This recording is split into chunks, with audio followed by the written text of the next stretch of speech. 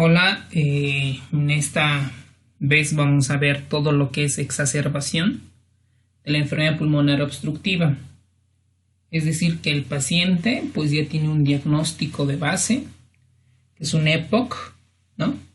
Que debe estar diagnosticado qué tipo es de EPOC, es decir, 1, 2, 3, 4, y qué panel, si es un panel A, o un panel B, o un panel 3, o un panel C, o 4, o D. Eso es importante porque sabemos que dependiendo del estadiaje de la enfermedad, pueden exacerbarse más.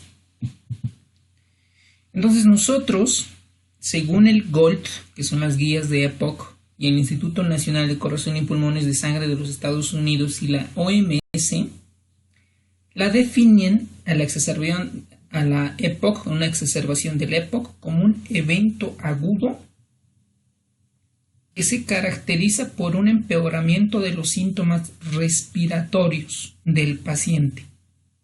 Está más allá de las variaciones normales del día a día y conduce a un cambio en la medicación. Esto es muy importante. ¿Cuáles son los 3 síntomas cardinales?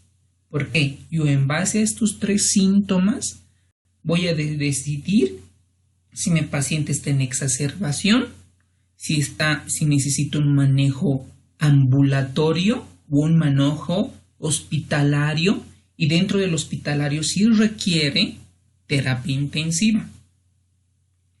Entonces estos 3 síntomas son preguntas de examen, por lo menos para nuestros simulacros es pregunta de examen. Estos son el aumento de la tos en frecuencia y gravedad. ¿Ok? Un paciente que se lo ve con EPOC y de repente por la mañana aumenta la cantidad de tos, es más, y está acompañado de una producción de esputo, ¿ok? Y eso le causa disnea, aumenta la disnea, la dificultad, la sensación de falta de aire. Digo, pues este paciente tiene 3 de los síntomas cardinales, necesita hospitalización. ¿Ok? Ahora, hay pacientes que exacerban mucho y hay otros pacientes que no exacerban una vez al año. Para eso existen factores de riesgo para la exacerbación. Entonces alguien diría, ¿cuál es el principal factor de riesgo? ¿Ok? Vamos a analizar ahora.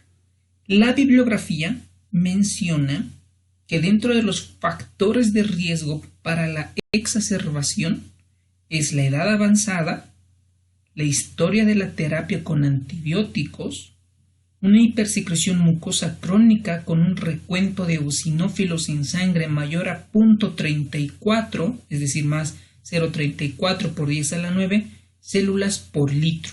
Esto lo analizan al microscopio.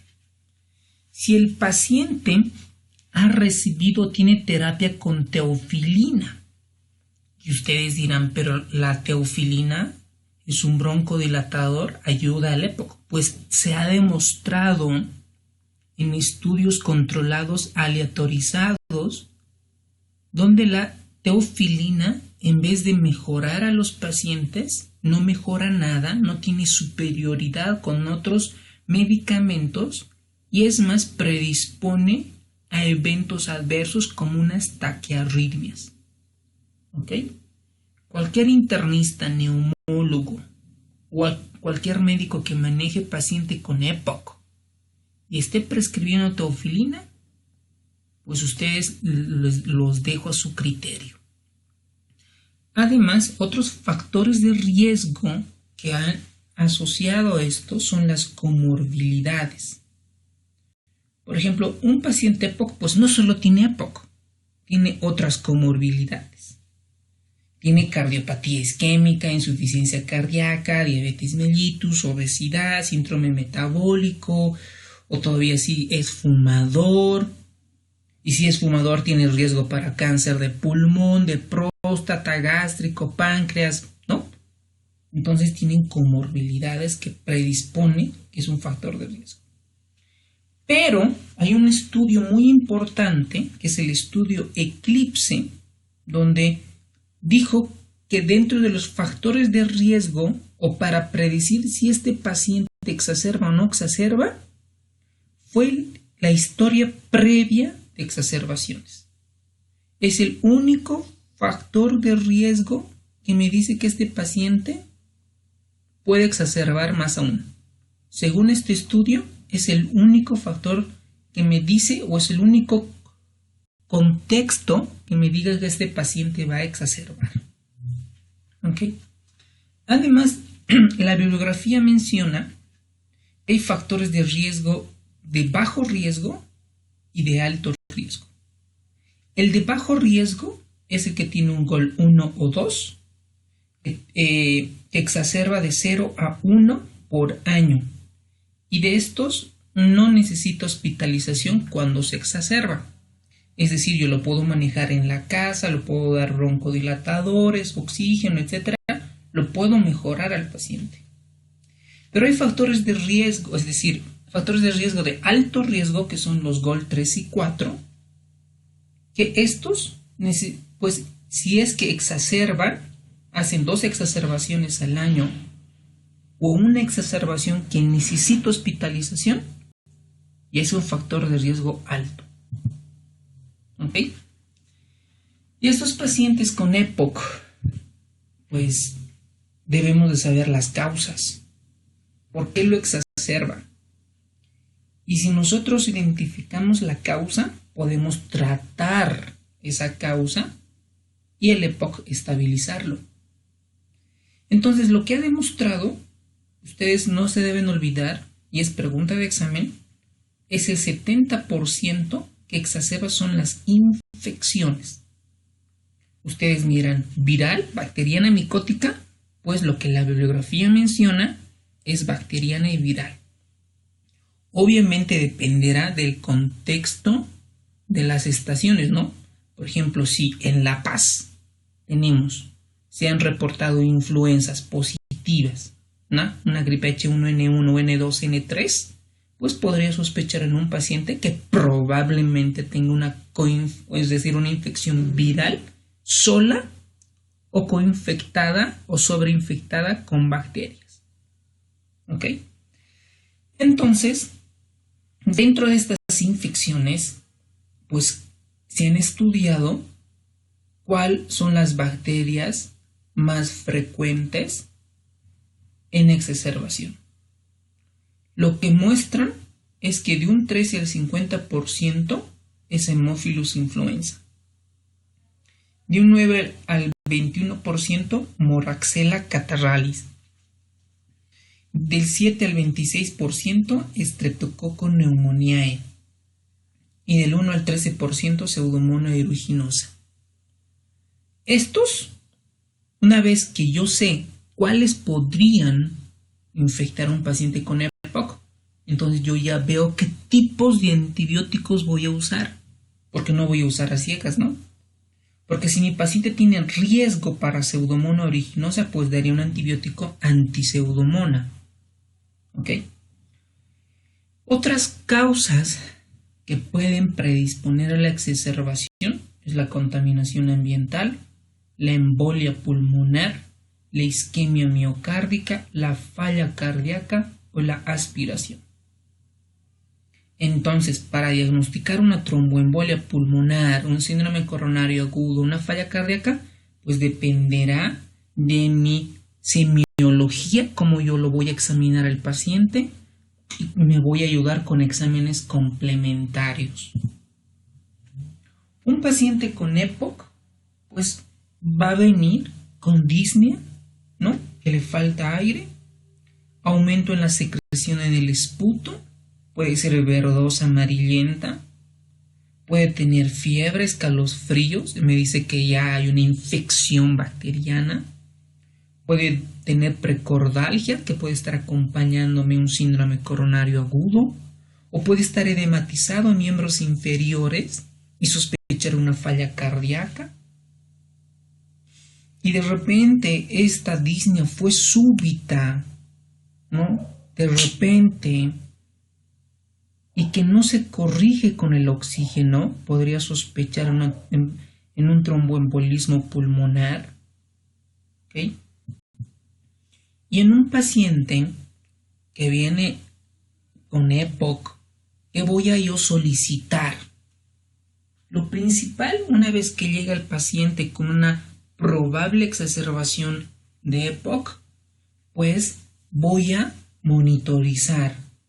Primero, le tomaré signos vitales, dentro de ellos la oximetría de pulso para ver la saturación. Entonces, por ejemplo, acá podemos decir que este paciente pueda tener una saturación del 85% y esté disneico, ¿no? Le voy a tomar una presión arterial, voy a tomar frecuencia cardíaca respiratoria. Entonces, lo primero que digo, si está con hipoxemia por el oxímetro de pulso, pues confirmaré con una gasometría arterial. ¿Ok? Ahí la gasometría arterial es muy importante para decidir si el paciente requiere terapia intensiva o ventilación mecánica no invasiva o invasiva. ¿Ok? Ahorita lo vamos a explicar a mayor detalle. Entonces, monitorizo al paciente. ¿Okay? Evalúo el contexto clínico, le pido una radiografía de tórax. ¿Y para qué pido? Para muchas cosas. Primero, para ver si hay foco, es decir, si hay una radiopacidad que me diga un proceso neumónico, como por ejemplo ustedes ven acá una radiopacidad de bordes heterogéneos con broncograma aéreo. Y lo más probable es que se trate de una neumonía. Cuando a la radiografía nosotros vemos una radiopacidad de bordes heterogéneos que se encuentra en el lóbulo superior derecho y el paciente tiene fiebre, expectoración, lo más probable es que sea una neumonía. Pero esta radiopacidad, ¿qué más pudiera ser? Pudiera ser una telectasia. ¿Cómo voy a diferenciar de una telectasia? Que tengan bordes definidos o en triángulos. Puede ser una tumoración, ¿ok? Puede ser una tumoración. ¿Qué más puede ser? Puede ser un infarto pulmonar. Pero cuando nosotros vemos en una radiopacidad de estas características, pues en un 70 al 80% vamos a atinar, vamos a coincidir que es una neumonía. Y de un otro 20% vamos a decir que es un tumor, una telectasia, un infarto pulmonar, etcétera, que yo voy a descartar como una tomografía pulmonar, de alta resolución, una TACAR. ¿Ok? Entonces, cuando yo ya veo a este paciente con un proceso neumónico, además, yo voy a descartar que no tengan otras cosas. Por ejemplo, que no tenga un neumotórax asociado. Porque si yo no identifico un neumotórax, pues el paciente me va a ir mal, se puede morir. Y todo porque no sé identificar neumotórax. Porque el tratamiento, ¿cuál es? Depende qué tanto de neumotórax pues existe. ¿Ok? Según las guías del BTS, de British, de los ingleses, pues vamos a identificar si es menos del 20%, menos de 2 centímetros el neumotórax, porque vamos a identificar acá como una línea, ahí, ¿no? Vamos a identificar, pues, si es menos de 2 centímetros entre el borde acá, la pleura visceral y la pleura parietal, puedo tratar solamente con oxígeno, porque sabemos acá en el espacio se encuentra nitrógeno y si yo doy oxígeno a alto flujo voy a eliminar ese nitrógeno. Pero si este neumotórax está más de 2 centímetros, comprime el corazón, el paciente se encuentra hemodinámicamente inestable, es decir, hipotenso, taquicárdico y demás, voy a ponerle un tubo o una sonda endopleural. Por eso es importante descartar que el paciente tenga neumotórax. ¿Ok? En una placa, en una radiografía, ¿qué más me va a ayudar? me va a ayudar si no hay un edema pulmonar de etiología cardiogénico o no cardiogénico. ¿Cómo voy a diferenciar? Pues primero debo ver si hay cardiomegalia y no hay cardiomegalia. Con esto voy a sacar el índice cardiotorácico, ¿no? Mido desde el borde cardíaco hasta la parte pulmonar y saco el índice cardíaco. Esos valores ustedes los van a investigar. Entonces digo si hay cardiomegalia. Pues si existe cardiomegalia y tengo hilios congestivos, un poco acá más radioopacos, ¿ok? Y tengo un patrón reticular que predomina en las bases, o a veces que se acompaña de derrame pleural, probablemente esté en un contexto de falla cardíaca o de edema pulmonar cardiogénico, porque sabemos que estos pacientes suelen tener como comorbilidad cardiopatía isquémica o hipertensiva. ¿Ok? ¿Qué más voy a descartar? Pues que no tenga derrame pleural, porque si yo tengo un foco neumónico, un proceso neumónico, y tengo derrame del mismo lado, podría ser un derrame pleural de tipo exudativo. Y no podría descartar un empiema pleural porque el empiema pleural es otro el manejo. Yo debo de poner una sonda endopleural para un empiema pleural. Y en la práctica diaria, ¿cómo voy a distinguir qué es un exudativo y un empiema? Pues por el pH y la glucosa. Si tiene un pH de este líquido menos de 7.1 y tiene hipoglucemia este líquido, a comparación de una glucemia basal, pues tengo muchas sospechas de que pudiera ser un empiema. ¿Ok? Muy bien, entonces para eso nos sirve una radiografía y para valorar otras cosas más que es un poco ya de subespecialidad. Aparte de esta radiografía de tórax, debemos de solicitar hemograma, glucemia, creatinina, NUS, electrolitos y tiempos de coagulación. ¿Ok? Entonces, en el hemograma, ¿qué voy a encontrar? Pues puede ser que haya eritrocitosis o anemia, pues no me va a ayudar mucho, ¿no? A no ser que estoy en un contexto de hemotórax. En los glóbulos blancos ahí me importa mucho porque puedo decir si hay leucocitosis con desvío a la izquierda, pues digo que tiene este paciente un proceso infeccioso. Y en la creatinina y en los electrolitos puedo decir que si tiene algún compromiso de falla renal o algún hipocalemia, hiponatremia, etc. Pero lo más importante, creo yo, en este contexto es pedir el ProBNB o el BNB, que me ayuda a valorar la falla cardíaca en estos pacientes y además debo realizar un electrocardiograma y solicitar troponinas si el paciente me viene con precordalgia. ¿Ok? Y si es que el paciente no mejora, continúa desaturando y con oxígeno alto flujo no mejora, mis tendencias para sospechar una tromboembolia pulmonar es mucho más alta. Por lo tanto, en este contexto yo voy a solicitar un dímero D para valorar en mi escala de Wells qué probabilidades tiene de tromboembolismo pulmonar.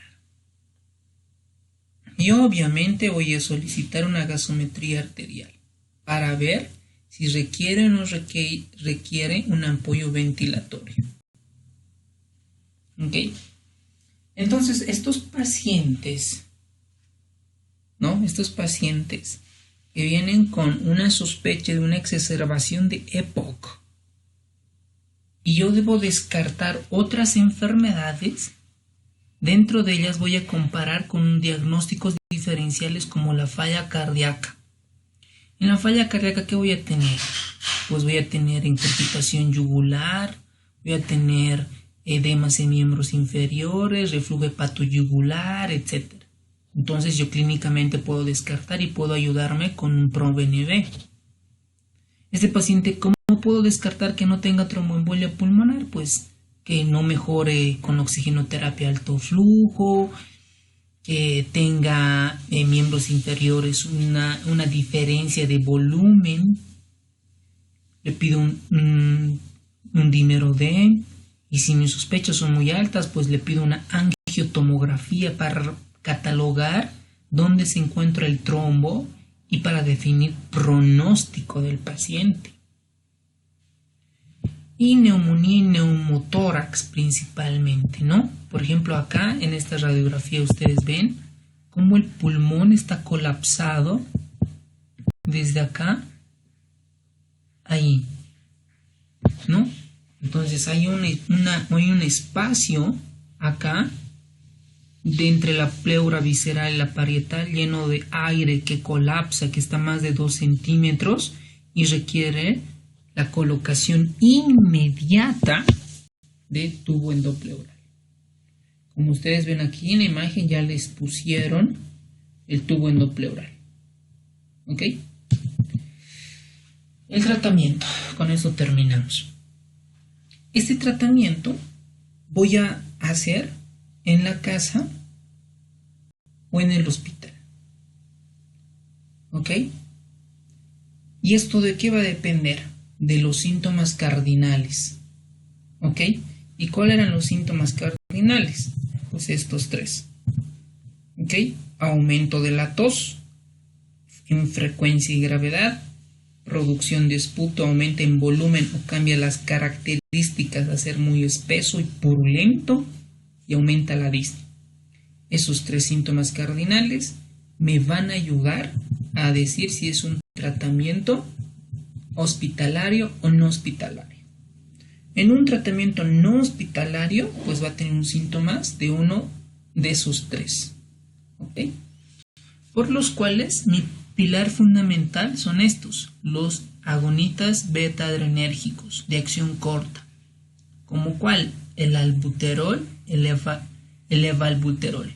En algunos casos el albuterol también los conocemos con salbutamol, ¿ok? Y estas pueden ir asociadas del bromuro dipratropio, que es un anticolinérgico. Estas se les puede dar por nebulizaciones. Lo que en realidad se debe de hacer acá son nebulizaciones. ¿Ok? Las dosis y demás, pues eso lo pueden ver en su UpToDate o en Medscape. Ahí tenemos la dosis, porque no uno recuerda todo, a no ser que sea neumólogo y en toda su vida va a usar broncodilatadores, ¿no? Ahora, el tratamiento oral con glucocorticoides pues tiene una discusión no tan indicada, pero ha demostrado los estudios que también mejoran con glucocorticoides por vía oral. Dentro de estos está indicado la prednisona, 40 miligramos por día durante 10 días. Ha demostrado la disminución en la hospitalización a aquellos pacientes que reciben corticoides por vía oral en una exacerbación asmática de 1 de 3. Y antibióticos depende del contexto. ¿Ok? Si el paciente solo tiene 1 de 3, no amerita antibióticos. Solo se les prescribe antibióticos a aquellos pacientes que tienen de los síntomas cardinales 2 de 3. ¿Ok? Las causas ya la mencionamos: Haemophilus influenza, Moraxella catarrhalis, Streptococcus pneumoniae. Acá tenemos un esquema que he sacado del UpToDate. ¿Ok? Y la mayoría, pues el contenido del Harrison lo sacan del UpToDate y otras guías internacionales, por eso las uso. Y nosotros identificamos la exacerbación del EPOC y decimos si es leve o moderado severo, dependiendo de los síntomas cardinales. Y si digo si es leve, no doy antibióticos, incremento el uso del broncodilatador, tratamiento sintomático, y al paciente le instruyo si es que se adiciona otros síntomas cardinales. ¿Ok? Si el paciente empeora o tiene una respuesta inadecuada a las 72 horas, reevalúo y hago una tinción de Gram y cultivo de la expectoración para identificar el germen. Si la exacerbación tiene dos síntomas de los tres, digo, si es un EPOC no complicado sin factores de riesgo, o digo un EPOC complicado o con uno o más factores de riesgo. ¿Y a qué me refiero con factores de riesgo? 4.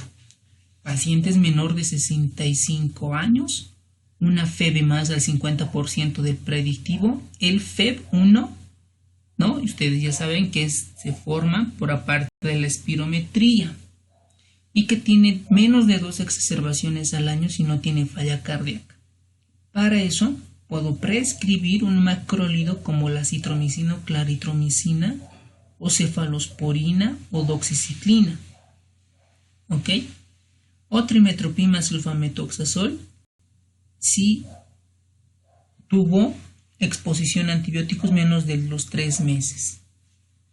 Y si empeora el cuadro clínico, pues voy a reevaluar a las 72 horas.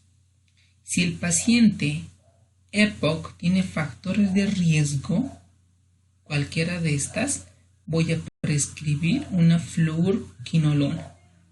Si tiene falla renal, moxifloxacino. Y si no tiene, levofloxacino. Además, yo puedo prescribir el ácido clavulámico con amoxicilina si tengo riesgo para pseudomonas. ¿Ok? No. Si tengo riesgo para pseudomonas, lo principal es la ciprofloxacina. Ojo con eso. Y ahorita vamos a ver qué pacientes tienen riesgo para pseudomonas. Pseudomonas, ciprofloxacina. ¿Ok? Ahora, dentro del manejo hospitalario de la exacerbación del EPOC, pues nosotros sabemos que debe tener síntomas cardinales 2 de 3 o 3 de 3. Lo primero que hago el manejo, obviamente, es monitorización, como ya hemos mencionado, saturación, signos vitales, gasometría arterial, ¿no? Todas esas cosas. Y al principio, una vez que yo pongo el oxímetro de pulso y está saturando 75 u 80, pues le voy a dar oxígeno, ¿ok? Pero con el oxígeno voy a tener cuidado. Ojo con esto, ¿ok? Ojo con esto. La mayoría de mis profesores, bueno, a ver, no voy a hacer quedar mal a nadie. Cuando se da en un paciente con EPOC oxígeno, mi saturación no debe de ser más del 95%, más del 92%. Mi objetivo es entre 88 y 92 de saturación, porque normalmente estos pacientes son hipercápnicos crónicos que viven así e hipoxémicos. ¿Ok? Entonces mi objetivo en la saturación es entre 88 y 92. Ojo con eso. ¿Ok? Si tengo una incapacidad de corregir la hipoxemia con una FiO2 baja, con 35%, digamos, y el paciente no sube la saturación, sigue entre 85 y 80, debo de considerar como diagnóstico diferencial embolia pulmonar, síndrome de dificultad respiratoria aguda, edema pulmonar, neumonía grave como causa de falla respiratoria. ¿Ok? Entonces ahí yo tengo que estar muy atentos en poder identificar otros diagnósticos si tiene mi paciente. Además de dar oxígeno, yo voy a dar agonistas beta-adrenérgicos, como los que ya mencionamos, el albuterol, levatirol, agentes anticolinérgicos de acción corta como el bromuro de ipratropio. Por ejemplo, ya en el mercado viene el mismo disparador que contiene el salbutamol y el bromuro de ipratropio. Y en estos pacientes recomendamos dar glucocorticoides, prednisona de 40 miligramos entre 5 a 14 días. ¿Ok? Y si el paciente tiene datos clínicos y laboratoriales de infección, pues prescribo antibióticos. Y acá tengo el tratamiento de una exacerbación de EPOC en un paciente hospitalizado. Tengo una moderado severa exacerbación que tiene 2 de 3. Y si el paciente tiene factores de riesgo, veo factores de riesgo si tiene parapseudomonas. ¿Y qué factores de riesgo para pseudomonas? Un EPOC avanzado, que tenga ya contacto previa o colonización con pseudomonas, que tenga bronquiectasias concomitantes. ¿Y cómo voy a detectar bronquiectasias? Con una tomografía, que tenga frecuente administración de antibióticos, frecuentes admisiones hospitalarias, que use corticoides por vía sistémica. Ya tengo factores de riesgo que incrementan para pseudomonas. Y si es que lo tiene, pues doy a un fluorquinolona, una levofloxacina, 750 vía oral o intravenosa una vez al día, o cefepime o ceftazidima o piperacilina tazobactam. Y si no lo tiene, pues igual voy a prescribir levofloxacina, ¿ok? Moxifloxacina si tiene falla renal, pues me conviene usar moxifloxacino para proteger el riñón. Y si a las 72 horas no mejora, debo de evaluar a mi paciente y hacer un cultivo de esputo en mi paciente. Ahora, con esto vamos a terminar. Hay tratamientos que no han demostrado su beneficio en pacientes con EPOC exacerbado. Por ejemplo, hay muchos médicos que todavía siguen usando la N-acetilcisteína como mucolítico. ¿Ok? Los estudios han demostrado que la N-acetilcisteína no tiene beneficios superiores en una exacerbación de EPOC. Es más, puede predisponer el broncoespasmo. Las metilxantinas, como la teofilinas y demás, causaron significativamente náuseas y vómitos a comparación del placebo, tendieron a temblores, palpitaciones y arritmias. ¿Okay? El magnesio nebulizado tampoco ha demostrado superioridad, ¿no? Sabemos que el magnesio se usa en una exacerbación asmática grave. Y la fisioterapia de pecho, por ejemplo, que tenemos que hacerle o el fisioterapeuta tiene que realizar la percusión, la vibración, que teóricamente aumenta la presión positiva, el drenaje postural, sean beneficios en el EPOC, pues no han demostrado superioridad, solo han demostrado que pueden provocar una broncoconstricción, ojo con eso. El uso de exacerbación de la EPOC en ausencia de bronquiectasias no está apoyado el uso de la fisioterapia en el tórax. Y en el paciente que realmente no mejora ni con oxígeno, broncodilatadores, corticoide intravenoso, antibióticos, lo más probable es que este paciente necesite ventilación mecánica. ¿Ok? ¿Y cuál es la ventilación mecánica? La ventilación mecánica, pues manejamos los intensivistas, que hay de dos tipos, ¿no? Los invasivos y los no invasivos. ¿Y cuáles son mis criterios para iniciar una ventilación mecánica no invasiva, como ven en la imagen? ¿No? Tiene un aparato que es el ventilador mecánico, tiene su tubo y tiene la máscara, que hay varios tipos de máscara que cubren todo el rostro o la boca. Y mis criterios para iniciar esta ventilación son disnea severa con signos clínicos de fatiga respiratoria, que tenga aumento del esfuerzo respiratorio, una acidosis respiratoria, que tenga un pH menos de 7.35 y que tenga una PCO2 mayor de 45 milímetros de mercurio, es decir, una acidosis hipercápnica. ¿Ok? Por lo tanto, yo comienzo a utilizar BNI. Bueno, pues si tienen dudas, nos vemos en el chat.